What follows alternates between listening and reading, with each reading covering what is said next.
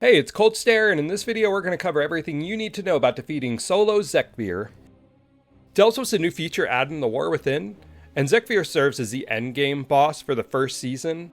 And similar to the Mage Tower or the Brawlers Guild, Zekvir is meant to be a difficult solo challenge. To find Zekvir's lair, you're going to head to the City of Threads in Ash-Kahet, right here where I've marked on the map. So to unlock Zekvir's lair, you'll have to complete a tier 8 delve with lives remaining. And to unlock the hardest difficulty of Zekvir's lair, you'll have to complete a tier 10 with lives still remaining. Consumables pretty standard if you do any kind of Mythic Plus or raiding. Flask of Alchemical Chaos, Tempered Potion, and Beladar's Bounty for the food buff.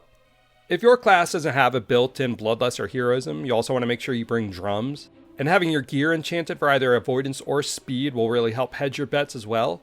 Most of you are probably going to do this challenge as a DPS, so I'm going to recommend that you have Brand set as a healer. Here's the curios I used, and I thought they were pretty good. If you're a tank or a healer, you're probably going to want him as a DPS, but feel free to mess around with the curios, find out what works best for you. Alright, well let's get into the actual encounter with Zekvir. I was on a hunter when I recorded this, but don't worry if you're not a hunter, this guide is still going to work. We're going to cover all the mechanics regardless of what spec you play. So that was Zekvir's first move, Claw Smash, a brutal frontal cone that will almost certainly one-shot you if you're caught in it. And he's now following that up with an AoE ability called Horrendous Roar that causes shadow damage and will fear you for 4 seconds if you're caught in it, so you'll want to make sure you avoid that as well.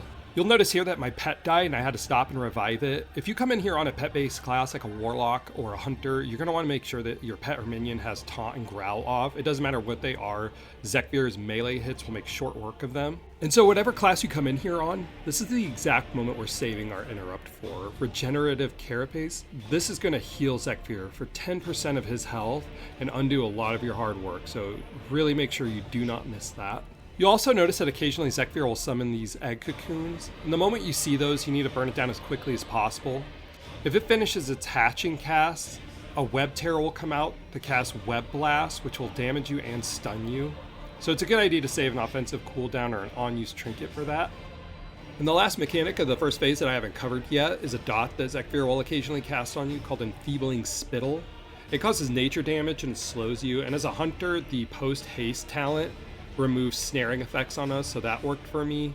I also found that the Cunning Pet's Master's Call also got rid of it. If you were on a Paladin, something like Blessing of Freedom, a Death Knight could use Death's Advance. Here you see what happens. You see my health there? That's because I wasn't paying attention and I didn't quickly react to the Enfeebling Spittle, and it was just ticking away my health big time. So I actually used a weak aura that sounded a horn whenever I had it on me, so I would know it was time to disengage and get rid of it. So this is a pretty fast-paced, hectic fight. You're keeping track of a lot of stuff, but another important tip I would give you is just trying to pay attention to where Bran is throwing these health potions on the ground, right? Because that can really be the difference between surviving or wiping on this. Because this encounter is really just a matter of attrition. It's just really wearing him down and surviving.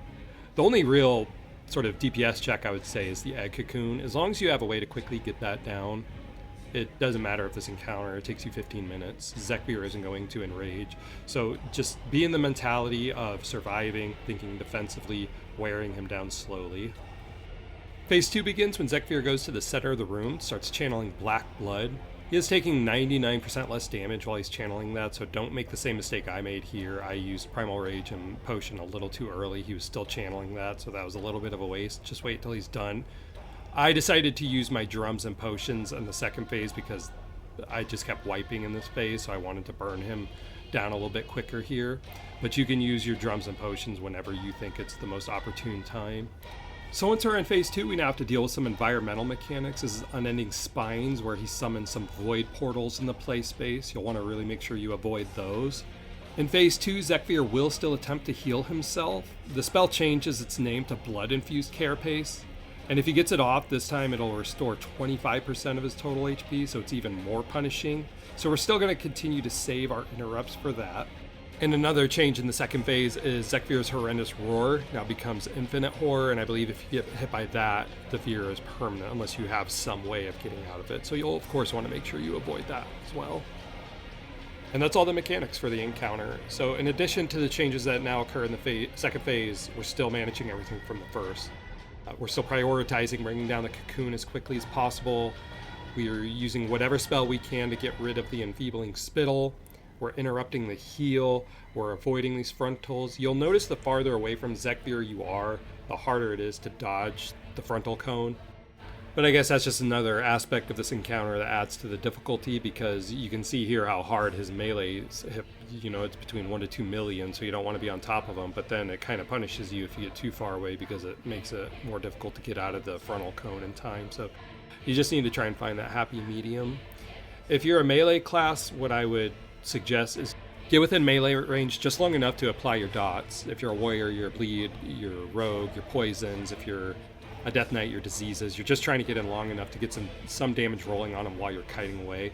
These frontals, while he's doing that, that's a good opportunity too, if you can, to get in and get a few hits in. And as far as gear goes, if I could recommend one piece of gear to you, it'd be the Trinket Mad Queen's Mandate. You see me using it in this. It makes very short work of the cocoons, which is really helpful.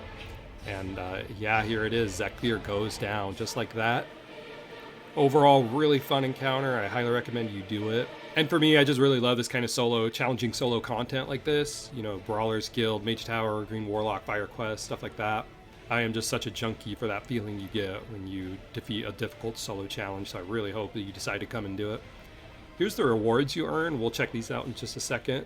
If you did find this guide helpful, please feel free to share it to your friends in Discord if they're struggling with the encounter. Thumbs up really helped me too. If you have any questions, comments, anything you want to contribute, please feel free to comment in the box below. If you want to stick around for the end of the video, we're going to check out the rewards you earn. Otherwise, thanks again for watching, and I will see you in Azeroth. So here's the dirigible void appearance you get for your mount if you defeat Zekvir. I believe it's only available for the first season. Just go to the rostrum to change it. This is the back piece, called Zekvir's Raptorial Spine.